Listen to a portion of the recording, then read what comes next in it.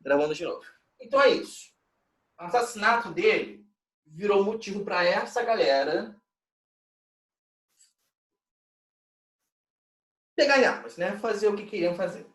Então, depois que ele morre, quando esse cara morre, a gente considera que começa a tal da Revolução de 30. Gente, hoje eu estou analfabeto. O 30, no caso, é porque aconteceu, né? Em 1930. Aconteceu nesse ano. E foi mais para o fim do ano, só para situar vocês. O que aconteceu? Muitos militares, muitos generais estavam apoiando a Aliança Liberal. E começou em várias partes do país mesmo, começaram a tomar as regiões. Então, em poucos dias, o Sul e o Nordeste foram tomados. O pessoal da Aliança Liberal, desses militares, desses tenentes civis, tomaram mesmo, conseguiram dominar todo o Sul e o Nordeste em prol da Aliança Liberal. Esperava-se que São Paulo, que né, apoiava o Washington Luiz e o cara do Júlio Prestes, oferecesse alguma luta. Então tem até uma história de que o pessoal, junto com Vargas, chegou numa cidade do Paraná e ficou ali esperando São Paulo vir atacar. Estava ali pronto para uma batalha. E São Paulo até hoje não foi lá atacar. Então até hoje essa batalha não aconteceu. Uma batalha que nunca rolou. Mas o que é importante? Assim que essas duas regiões foram dominadas, enquanto esperavam essa tal batalha que rolou ou não rolou, lembrando que a capital do Brasil era aqui no Rio. Então, aqui no Rio de Janeiro, um outro grupo de militares, no final de outubro, chega lá um presidente, que ainda era Washington Luiz, ainda estava terminando o mandato dele, e simplesmente depõe o presidente. Eles tiram o presidente do poder e formam uma junta militar. Ou seja, esses militares, os milicos, derrubam o Washington Luiz e formam uma junta militar. A ideia dessa junta militar era que essa galera que derrubou ele formasse um governo, nem que fosse por pouco tempo. E, de fato, eles pretendiam, parece, formar um governo. Só que, como basicamente a grande maioria do movimento todo apoiava o Getúlio Vargas, eles foram convencidos a entregar o poder ao Getúlio Vargas. Então, o Vargas, que estava no Paraná, ele foi de trem até o Rio. Hoje não é mais possível, mas nessa época existia. Era possível você cruzar o Brasil de trem. Quase não cruzar o Brasil, mas... Sim, cara, eu sabia, obrigado. Mas era possível chegar até São Paulo e até o Rio de trem. Ele chega no Rio de trem, vai até o Palácio do Catete e vira presidente. E é isso aí. Bacana. Ele, na verdade, fez quase nada, né? Pois é. Mas é assim que ele chega na presidência pela primeira vez. Por esse processo que foi chamado de Revolução de 30. Há um debate, existe um debate, que o livro de vocês até alude a ele, qual é o debate? Se esse processo todo foi uma revolução ou se foi um golpe. Qual é a diferença? Um golpe é quando você expulsa um cara do poder para assumir, enfim. Você junta um exército, junta um pessoal com armas, expulsa o líder, expulsa o presidente, expulsa o prefeito, que seja, e põe outra pessoa no lugar, ou põe outras pessoas para governar. Isso aconteceu. Já uma revolução, sempre vem a palavra revolução para alguma coisa histórica, é uma mudança muito grande. Uma mudança que afeta a vida das pessoas, afeta o social, afeta a economia. Uma revolução em história é uma mudança muito brutal, muito forte nas coisas. Ao ponto de não dar para não dá para comparar o antes e depois. Então, há gente que debate isso. Ah, meu Deus, foi um golpe. Não, foi uma revolução. Ah, foi um golpe, foi uma revolução. Como o material de vocês fala, e o material de vocês procura até seguir essa linha, eles adotam a revolução na lógica de que depois que esse bonito aqui vira presidente, com o passar do tempo, ocorrem muitas mudanças. Então, não foi simplesmente um golpezinho que colocou no poder. Mas, com o passar do tempo, veio mudanças. E é basicamente como é chamado, como é considerado por causa disso de revolução. Por quê? Quando ele chega no poder, basicamente acaba aquela parada das oligarquias. O negócio dos coronéis mandando e desmandando deixa de ser tão importante assim. Os coronéis não deixam de existir. Atenção. Até hoje, na verdade, você vai ter essa coisa de coronelismo em muitas partes do país. Nunca esqueçam disso. Votos de cabresto, compra de votos, continuam até hoje. Não duvidem. Mas deixam de ser tão influentes assim ao ponto de afetar o governo central, igual era. Ou seja, as oligarquias, a república oligárquica chega ao fim com Vargas. Mas tranquilo. Como eu falei, então, Vargas chega ao poder em 30. E o tal do período Vargas, que foi os 15 anos que ele esteve no poder, é dividido em 4 partes. Em 3 partes. Governo provisório,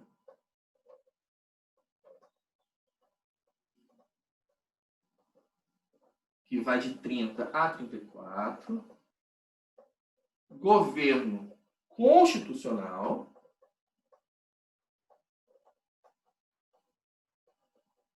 que dura uns 3 anos.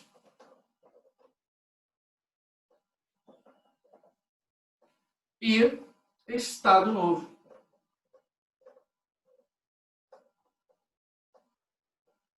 que vai até o final. Hoje, agora eu vou dar com vocês o governo provisório. Esses dois eu vou deixar para depois. Vai ficar melhor, né? Pois bem, nesse governo provisório, Vargas já faz bastante coisa. Primeiramente, o nome provisório é porque era para ter sido pouco tempo de governo até vir uma nova Constituição. Quando Vargas assume, o que esse bonito faz? Ele toma o poder para si de tal forma que ele anula a Constituição.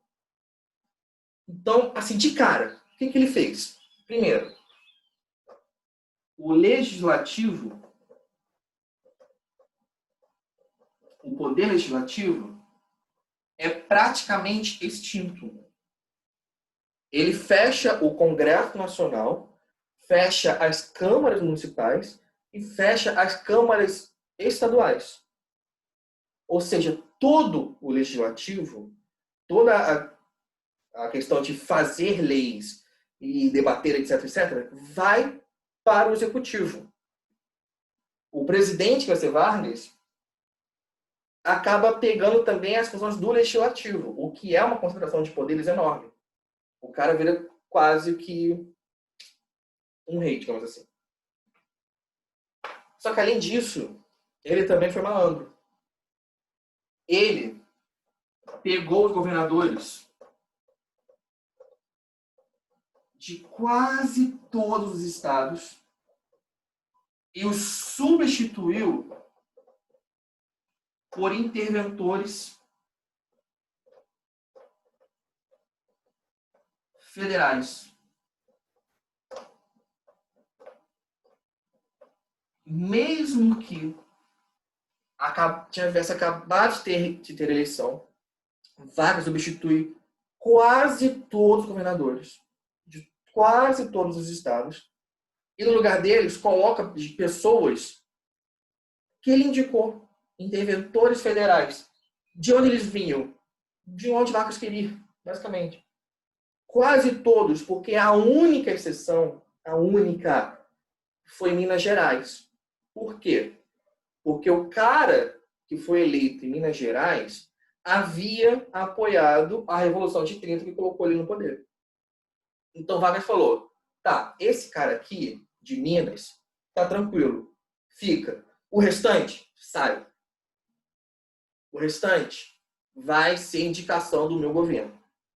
Com isso aqui, quando ele fecha o Congresso e substitui os governadores e coloca interventores federais, ele consegue juntar muito poder político. Mas muito poder político mesmo. O cara basicamente podia baixar lei, baixar decreto, quase como bem entendesse. Assim, não tinha nada que o impedisse. E daí que ele realmente fez bastante mudança. Fez muitas coisas. Mas, apesar disso aqui, uma coisa que foi preocupante para ele era como garantir o apoio da população. Como é que eu garanto que a população vai me apoiar? Não vai se rebelar contra mim? Aí ele foi malandro. Ele fez bastante coisa legal. Uma coisa interessante que ele fez logo, de início, foi se aproximar mais da Igreja Católica.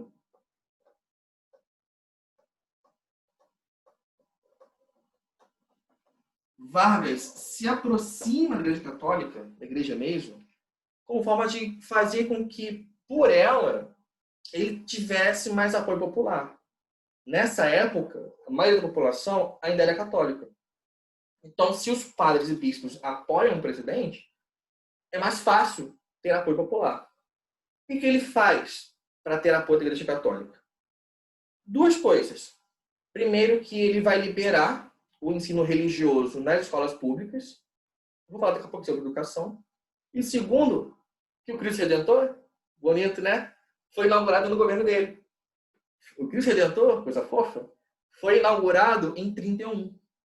Com uma forma de dizer, olha, como nós somos cristãos, como nós somos católicos, que coisa maravilhosa, e que não sei o que, não sei o que lá. Os bispos e padres acharam coisa maravilhosa, coisa incrível, coisa magnífica. E com isso, então, né, com essas duas coisas. O Cristo Redentor, que é um grande monumento. É bonitinho. Fofinho, né? E o ensino religioso liberado nas escolas públicas, ele consegue que a Igreja Católica mobilize, né, convença a população de que ele é um cara legal, de que ele era um bom governante, que ele é um cara bacana, maneiro, legal, enfim. Tá? Mas ele não foi só por isso. Ele realmente fez algumas coisas que agradou a grande maioria da população. Primeiro, na questão do trabalho. Isso é muito importante. Isso aqui é muito importante. Com Vargas, basicamente surgem as nossas primeiras leis trabalhistas. Para quem não sabe, uma lei trabalhista, as leis trabalhistas vão definir o que é um salário mínimo, quanto é o salário mínimo, se vai existir um salário mínimo, qual é a carga horária máxima permitida para uma pessoa trabalhar por dia, se existe ou não existe férias. Essas coisas todas surgem a partir de leis de Vargas. Antes, isso era coisa reivindicada por protestos e manifestações. Era uma coisa que ficava muito a encargo do se o patrão quisesse dar ou não, porque não tinha uma lei para isso. Com Vargas, não.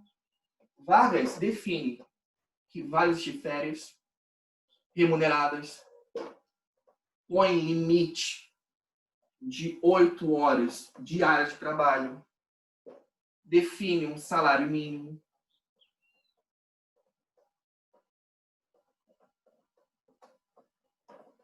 Só com isso aqui, ele já conseguiu agradar muita gente. Os trabalhadores em geral do Brasil ficaram... Porra, que legal, né, cara? O cara é bacana. Só que até isso ele foi malandro. Ao mesmo tempo que ele deu essas leis, ele atendeu essas reivindicações que eram antigas, o que ele fez? ele engoliu os sindicatos. Quero dizer com isso. Os sindicatos surgem no Brasil como forma dos trabalhadores de, seja lá qual área que for, de onde que for, se reunirem para protestar, para reivindicar, para, enfim, exigir seus direitos. O que Vargas fez? Ao mesmo tempo que definia essas leis aqui do trabalho, ele definia que os sindicatos deveriam fazer parte do governo. Vargas cria o Ministério do Trabalho e define que os sindicatos farão parte, serão registrados no Ministério do Trabalho. Um monte de regrinhas. Por exemplo, na reunião do sindicato, se o sindicato quisesse reunir, deveria haver um membro desse ministério. Daí, a gente tem um toma lá da cá, o que gerou debate na época. De um lado, ele estava atendendo, finalmente, reivindicações que existiam há décadas no Brasil. De outro lado, ele estava controlando os sindicatos para impedi-los, literalmente impedi-los, de fazerem alguma coisa que criticasse o governo. Vai haver manifestação contra Vargas? Pouquinho, porque ele está controlando. Então ele realmente foi sagaz nisso. Ele deu leis trabalhistas, ele deu direitos aos trabalhadores. Em contrapartida, ele os controlou mais. E para os sindicatos na época, isso foi um dilema. Enquanto muitos não queriam, outros, ainda mais abaixo trabalhadores, falavam, pô, vamos aceitar isso sim, porque olha só que coisa legal, finalmente vamos ter férias, finalmente vamos ter descanso remunerado, vamos ter um monte de coisa. E com o tempo, isso deu êxito, isso foi bastante feliz para Vargas. Ele conseguiu fazer com que os sindicatos fizessem parte do governo. Se não fizesse parte do governo, o sindicato não seria legal, estaria em situação de ilegalidade e poderia, e na verdade foi, em muitos casos, perseguido. E até hoje, se vocês forem ver, os sindicatos fazem parte do governo. Fazem parte do governo federal. Só assim que eles têm legalidade. Então, a parte do trabalho foi isso. Também interessante ver a parte eleitoral. Vocês lembram que tinha bastante fraude no Brasil nessa época? Fraude eleitoral era tipo, normal. O que acontece? O Júlio Prestes, que era ter sido presidente, venceu com fraude na eleição. O que Vargas fez? Ele define um código eleitoral.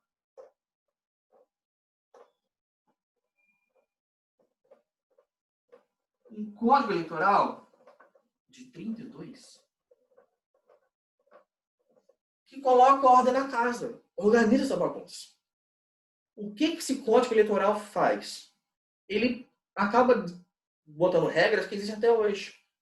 O voto, agora, é secreto e obrigatório. O voto antes não era secreto. Todo mundo sabia quem você votava. Então era possível controlar mais. Agora o voto é secreto e obrigatório. Ele cria também a justiça eleitoral. Deixa eu até botar aqui no quadro. Voto secreto.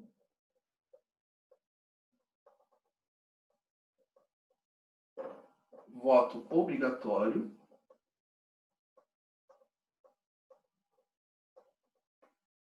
Voto universal. Exceto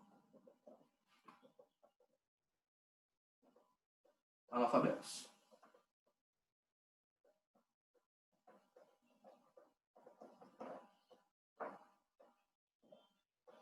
E ainda cria, como eu falei, a justiça eleitoral. Ela surge aqui. Para que ele cria? A justiça eleitoral vai tanto organizar eleições, quanto fiscalizar para que ninguém roube. Então, quando ele coloca isso aqui, ele não acaba, oh meu Deus, coisa maravilhosa, coisa fantástica, ele acabou com as fraudes eleitorais. Não é para tanto. Mas, em comparação ao que existia antes, diminuiu muito as formas de compra de votos de cabresto. Ficou pelo menos mais difícil, não ficou tão escancarado assim. E ficou realmente mais fiscalizado, ficou punível. Tá? Mas tem um detalhe muitíssimo importante. Quando Vargas define voto universal, ele inclui, nesse Código Eleitoral de 1932, o voto feminino. Não sei se algum de vocês conhece a história do voto das mulheres ao redor do mundo. Mas em cada país foi uma epopeia diferente. As mulheres, em geral, reivindicavam o direito de votar, o direito de participação na política já há bastante tempo, já há muito tempo. Do século XIX para cá, isso aumentou muito. Aumentou demais. E no século XX, isso ficou muito forte em países como Inglaterra, Estados Unidos, países da Europa. Só que em cada país acabou sendo em momentos diferentes. Na Inglaterra, por exemplo, tem um filme sobre isso. Tem uma mulher que teve que se matar para fazer uma reivindicação por isso. Enfim, cada país teve sua treta. No Brasil, a gente até que não foi dos últimos a liberar isso não, tá? A gente foi mais ou menos um pouquinho depois do começo da liberação internacional do voto feminino. Não. O voto feminino no Brasil começa no Rio Grande do Norte.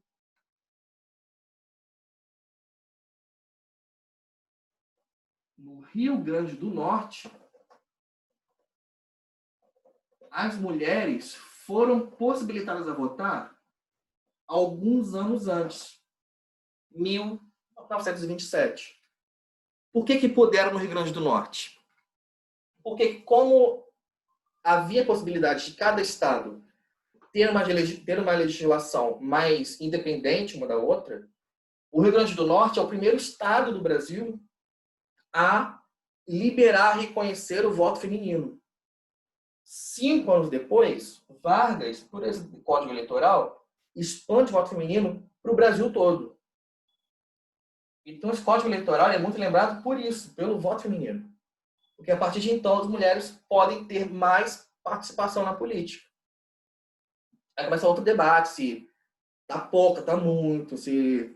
Enfim, é outro debate. Mas começa, legalmente falando, a partir daqui, o que é muito importante. Bom?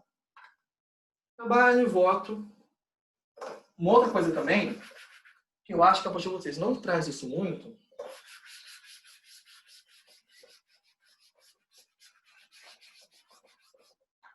um terceiro ponto que ele fez que agradou muita gente foi na parte da educação também. É justamente no governo do Vargas que finalmente, glória a Deus, aleluia, começa a ter um norteamento, começa a ter uma preocupação mesmo da educação no Brasil a nível nacional e unificado pelo governo.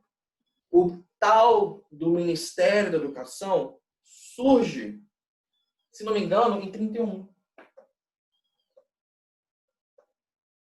Ministério de 31. Na verdade, surge como Educação e Saúde.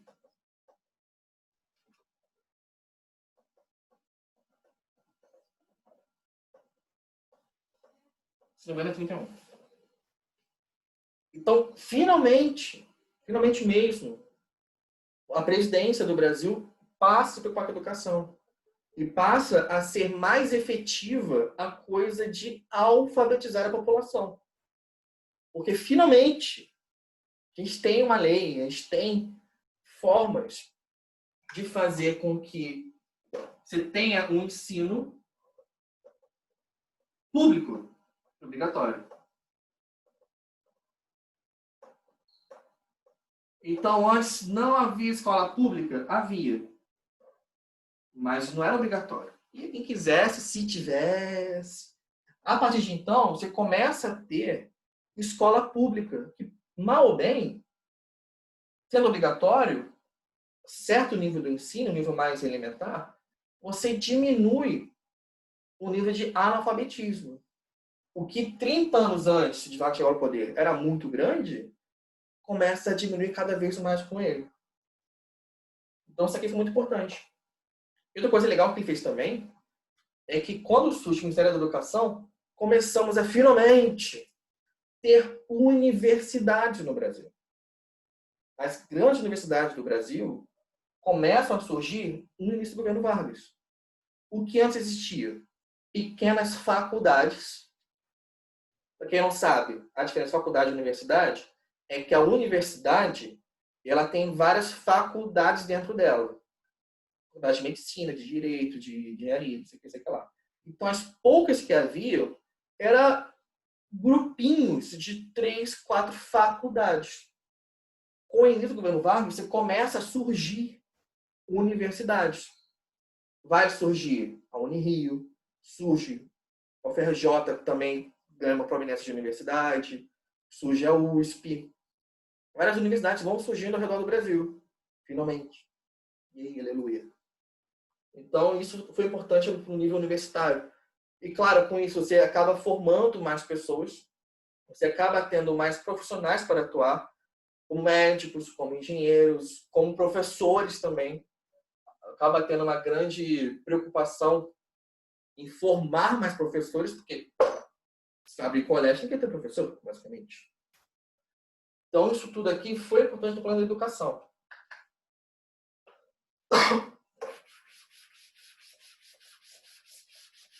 Então, Vargas, para se manter no poder, ele foi um cara sagaz. Foi um cara bastante sagaz.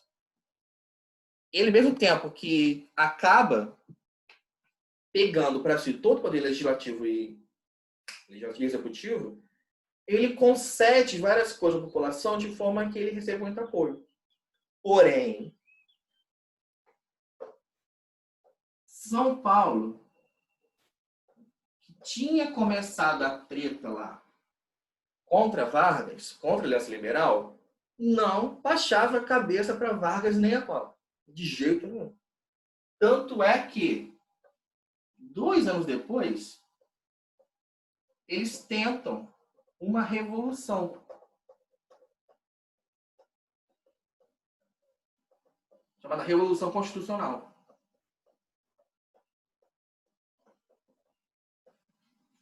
São Paulo começou a se dizer como a...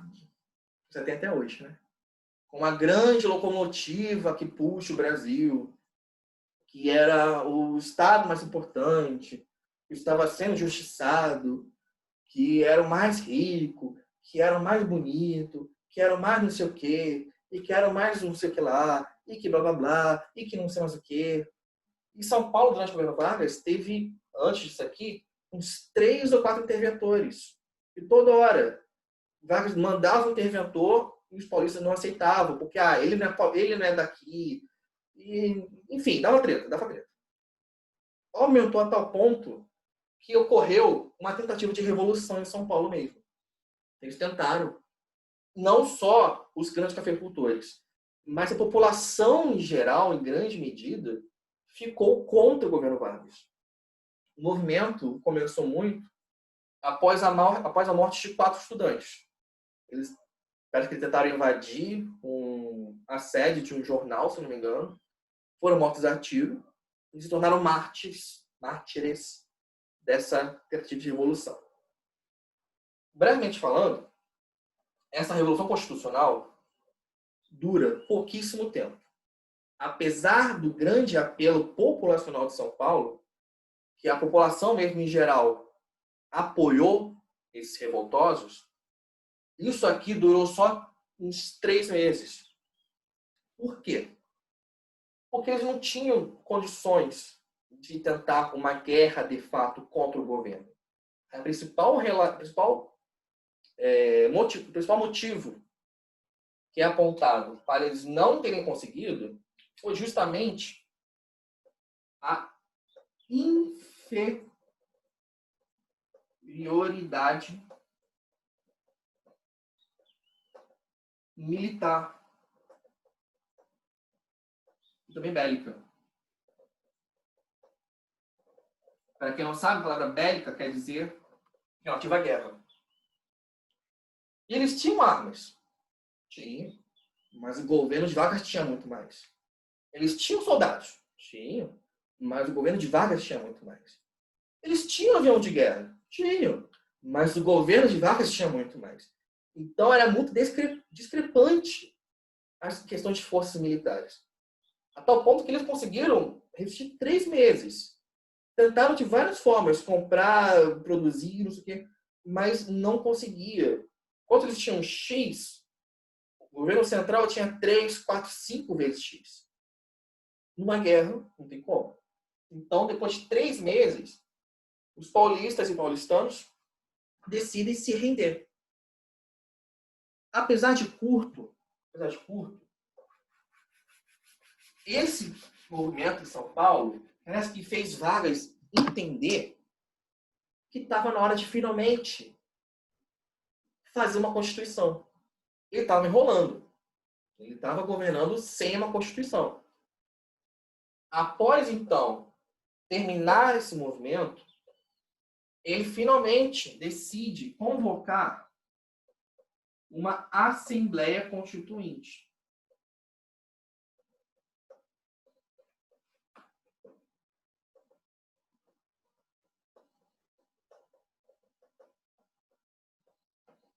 A Assembleia Constituinte Nacional. Ele convoca a Assembleia em 33. Na Assembleia foi feita uma votação no Brasil todo para que cada estado mandasse seus representantes. Para que serve uma Assembleia Constituinte? É como se faz uma Constituição. Nós tivemos a nossa última Constituição de 88. Houve uma Assembleia Constituinte em que as pessoas votavam para que candidatos fossem lá, participassem do debate, dos debates, isso demora, e no final fizesse Constituição. Então, essa Assembleia é chamada de 33, em 34 tem a Constituição de Vargas, a primeira Constituição.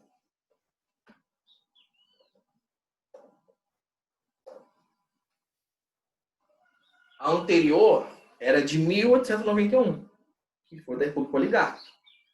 Vargas, então, faz uma nova Constituinte. O que essa Constituição teve de diferente? Tudo aquilo que eu falei.